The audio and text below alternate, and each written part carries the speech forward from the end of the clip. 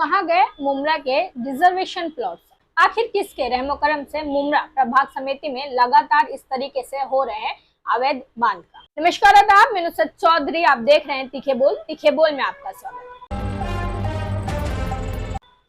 हम आपको अपनी स्क्रीन पे कुछ फोटोज बता रहे हैं। ये सारे ही फोटोज अवैध बांधकाम के हैं। हम बता दें 7-7 फ्लोर्स की ये बिल्डिंग है, 7 से 8, कई जगहों पे 9-9 फ्लोर की इमारतें बन के तैयार है।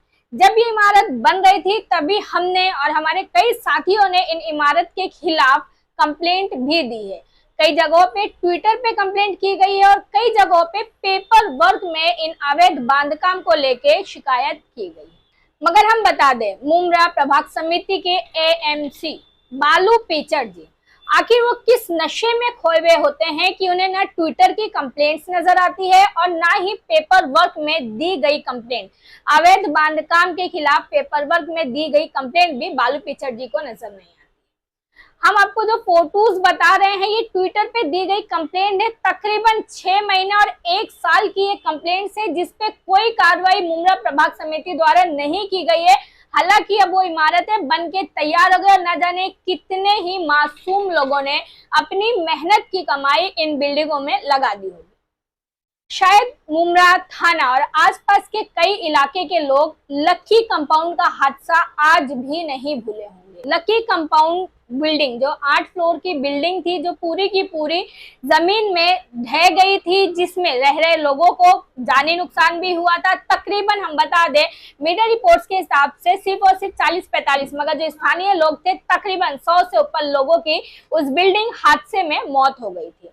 कहीं ना कहीं वजह वो बिल्डिंग जो 6 महीने में बनके तैयार हो गई थी और उसमें लोग रहने आ गए थे, कहीं ना कहीं बिल्डिंग में खस्ता काम हुआ था और जमीन दलदली होने के कारण वो बिल्डिंग ढह गई थी। हम जो आपको फोटोज दिखा रहे हैं ये सारी ही जो बिल्डिंग्स है, ये यहाँ पे किसी भी बिल्डिंग को बनाने से पहले उस बिल्डिंग के प्लिंथ का या जमीन की जांच किसी भी इंजीनियर द्वारा नहीं कराई गई है और तकरीबन 6 महीनों से लेकर 8 महीनों में ये 7 और 8 से 9 फ्लोर की इमारतें बन के तैयार कर दी गई है। हम बता दें कहीं ना कहीं मुमरा मुस्लिम बहुमूल्य इलाके में आता है, तो क्या सिर्फ और सिर्फ ये एक ही रीजन है? जहाँ पे मुस्लिम की आबादी ज्यादा होती है वहां पे अक्सर जो राजनेता होते हैं वो ध्यान नहीं देते हैं। उन्हें फर्क नहीं पड़ता है कि इन मुसलमानों के हक का हज हाउस कहाँ गया, यहाँ पे गर्ल्स के लिए प्लेग्राउंड कहाँ गया और जो भी जरूरत की चीज होती है। हम बता दें ये जो सारी बिल्डिंग्स बनी है और इनके अलावा अन्य जो इमारतें होंगी जिनके फोटोज और शिकायत हम करना भूल गए होंगे, वो जो रिजर्वेशन प्लॉट्स पे बनी होंगी, तो कहीं ना कहीं इसमें पूरी तरीके से 100% राजनेताओं का सपोर्ट होता है। हम डॉक्टर जितेंद्र अवार्ड जी का ट्विटर अकाउंट आपको बताएंगे जहां पर रेयर कुछ ही बिल्डिंगों के उन्होंने कंप्लेंट की है, वो भी अगर उनके दुश्मनों से रिलेटेड या अपोजिशन पार्टी से रिलेटेड वहां पे बिल्डर काम कर रहा है तो उन्होंने सिर्फ और सिर्फ वहीं की कंप्लेंट्स की है। आखिर पूरी मुमरा प्रभाग समिति में हो रहे कामों के खिलाफ डॉक्टर जितेंद्र अवार्ड जी ने कभी सवाल क्यों नहीं उठाया? अब बालू पीचड़ जी मुमरा के एएमसी, मुमरा प्रभाग समिति के एएमसी बालू पीचड़ जी, जब हम उनसे बात करते हैं तो वो कहते हैं मैं अपने हिसाब से देख लूंगा, मैं अपने हिसाब से कार्रवाई करूंगा। हालांकि राजन किने जी के कहने से वो 1 घंटे में अमृतनगर की साइट पे पहुंच के कार्रवाई करते हैं, मगर पत्रकारों द्वारा दिए गए पेपर वर्क पे भी बालू पीचड़ जी कोई कार्रवाई नहीं करते। इस पूरे मामले में सिर्फ और सिर्फ बालू पीचड़ नहीं बल्कि इनसे बड़े भी कई अधिकारी शामिल हैं। फिलहाल अधिकारियों का नाम नहीं लेंगे, वरना अक्सर ऐसा होता है कि अधिकारी दुश्मनी निकालने के लिए हमारे साथ खेल खेलकर हम पर कई एफआईआर करवा देते हैं।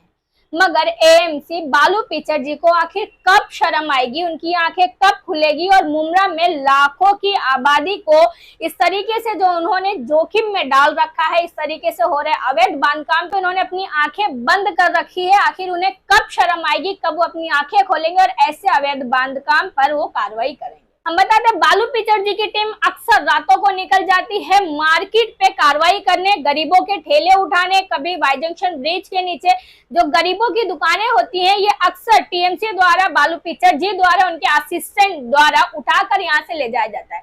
मगर वो अमीर बिल्डर वो भू माफिया इनकी जमीनों पे, इनकी बिल्डिंगों पे कार्रवाई करने से पहले आखिर बालू पिचर जी को किसका खौफ आ जाता है, जो बालू पिचर जी की कभी हिम्मत नहीं होती कि इस तरीके के अवैध बांधकाम पर वो खुद पहुंचे या उनके असिस्टेंट वहां पर जाएं। हम आपको जो फोटोज दिखा रहे हैं, पहला फोटो हम आपको बता रहे हैं मुंब्रा स्टेशन से जब आप पुलिस स्टेशन की तरफ आएंगे, वहां पर एक 9 फ्लोर की बिल्डिंग बनकर तैयार है। दूसरी फोटो हम बता दें छोटी बाजार की है, यहाँ पे भी किस तरीके से बाजार के बीचों बीच काम चल रहा है। हम आपको अलमास की फोटोज अलमास की फोटोज दिखा रहे हैं, यहाँ पे किस तरीके से 5 फ्लोर की अवैध बिल्डिंग बनके तैयार है। देवरीपाड़ा की एक फोटो दिखा रहे हैं, देवरीपाड़ा श्रीलंका की हम आपको फोटो दिखा रहे हैं। इस बिल्डिंग पे खुद मनीष जोशी साहब आए थे कार्रवाई करने और उनके साथ महेश आहेर जी भी मौजूद थे।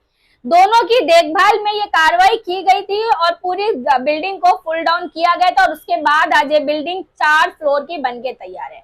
उसके ही आगे हम आपको बताएंगे एक पॉलिटिशियन से जुड़े ये लोग हैं, इनकी 7 से 8 फ्लोर की बिल्डिंग तैयार है। इस तरीके से आप स्क्रीन पे जितनी भी फोटोज देख रहे हैं, ये सिर्फ और सिर्फ मुंब्रा प्रभाग समिति में हो रहे अवैध बांधकाम। हम आपको बता रहे हैं साहिल होटल के पीछे की ये बिल्डिंग है। यहाँ पे टेनेंट की बात करके ये एक 8 फ्लोर की अवैध बांधकाम अवैध बिल्डिंग तैयार कर दी गई है। ये जो आप अभी फिलहाल ये फोटो देख रहे हैं, ये तनवर नगर की हम बता दें, ये बिल्डिंग भी काफी न्यूज में छाई रही क्योंकि यहाँ भी टेनेंट्स के कुछ मसले थे, मगर आप देख ही रहे हैं कि अब ये बिल्डिंग भी बनके तैयार है। इसी बिल्डिंग के थोड़ा सा और आगे जाएंगे जो पहाड़ी एरिया है, जहां पर इस बात के पूरे चांसेस है कि लैंडस्लाइड होने के कारण या हो सकता है यहाँ की जमीन दलदली हो, क्योंकि ये इलाका पहाड़ी इलाका है और यहाँ पे इस तरीके से अवैध बांधकाम किया जा रहा है। और बालू पिचर जी को कितने का लिफाफा यहाँ से आता है हम इस बात से वाकिफ नहीं है, मगर कितना ही वो पैसा कितना ही कीमती होगा, आखिर एक इंसान की जान से कीमती पैसा ऐसे भ्रष्ट अधिकारियों के लिए कैसे हो सकता है।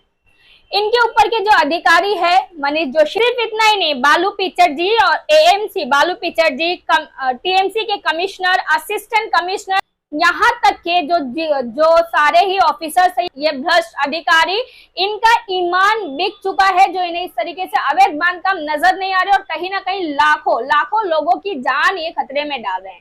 और दोबारा से चौथी बार 1 लाख की लीड का वादा करते हुए जो डॉक्टर जितेंद्र अवार्ड जी दोबारा से मुंब्रा में आ गए हैं, उनका भी ध्यान इन अवैध बांधकामों पे नहीं है। जिन इलाकों में ये अवैध बिल्डिंगें बनी हुई है, उनके कॉर्पोरेटर्स ने आखिर क्यों आंखें बंद कर रखी है। और डॉक्टर जितेंद्र अवार्ड जी जो कहते थे कि आप हमें फोटो भेजिएगा, हम कार्रवाई करवाएंगे, हम बता दें सारे ट्वीट्स में उनको टैग किया गया है, मगर डॉक्टर जितेंद्र अवार्ड जी का भी कहीं ना कहीं इसमें पार्टनरशिप और कमीशन बेस कुछ ना कुछ नजर आ रहा है, जिसके चलते डॉक्टर जितेंद्र अवार्ड जी ने भी अपनी आंखें बंद कर रखी है। हम लगातार आपको अपडेट देते रहेंगे कि ऐसी कितनी बिल्डिंगें बन चुकी हैं और कितनी बिल्डिंगें बन रही है जिसपे एएमसी बालू पिचर जी, आखिर इन्हें किसने कॉन्ट्रैक्ट दिया है। मुंब्रा जो मुस्लिम बहुमूल्य इलाका है, यहाँ पर आकर इस तरीके से उस इलाके के रिजर्वेशन प्लॉट्स पे अपनी आंखें बंद कर लेने का हम जल्द से जल्द जानने की कोशिश करेंगे। हम जानते हैं इस न्यूज के बाद कई लोग कमेंट करेंगे कि शायद मैडम को अपना हिस्सा नहीं मिला, इसलिए ये न्यूज चला रही है। मुंब्रा की कुछ ही बिल्डिंगों के फोटोज लेते, मगर हमने अपने चैनल पे फिलहाल 10 से 15 अवैध बांधकाम के फोटोज हम आपको दिखा रहे हैं जो बन चुकी है और जिन्हें हम फॉलो कर रहे हैं। मगर फॉलो करने के बाद भी जब इस तरीके के भ्रष्ट अधिकारी कोई कार्रवाई नहीं करते, तो आखिरकार पत्रकार को चुप होना पड़ता है और पत्रकार आगे कोई अपडेट नहीं दे पाता। तो जिन लोगों का ये माइंडसेट हो चुका है कि मैडम को या किसी भी पत्रकार को पैसा नहीं मिल रहा है, इसलिए वो अवैध बांधकाम के खिलाफ आवाज उठा रहे हैं, तो हम चाहते हैं कि ऐसे लोग खुद प्रभाग समिति पहुंचे और वहां पे चेक करें कि कितने पत्रकारों ने आखिर कितनी कंप्लेंट दी है, मगर उसके बावजूद ये अधिकारी जब कार्रवाई नहीं करते तो आखिर पत्रकार जाए कहाँ और कहे किसे। आपकी क्या राय है इस सारे मामले पे, आखिर कौन वो लोग हैं। हम इस सारे मामले में कहीं ना कहीं यहाँ के राजनेता डॉक्टर जितेंद्र अवार्ड, एएमसी बालू पिचर, कमिश्नर और असिस्टेंट कमिश्नर और उनके साथ जुड़े हुए क्लर्क, हम सारे ही लोगों तरीके से हो रहे अवैध बांधकाम का दोषी मानते हैं। अगर किसी भी बिल्डिंग का कोई भी हादसा होता है तो लकी कंपाउंड के मुजरिमों की तरह शायद कुछ सालों में वो लोग भी बरी हो जाएंगे, मगर जिनके घर के लोग जाएंगे उनका क्या होगा। मैं नुसरत चौधरी, जय हिंद, जय महाराष्ट्र। क्या है आपकी राय, कमेंट करके जरूर बताइए।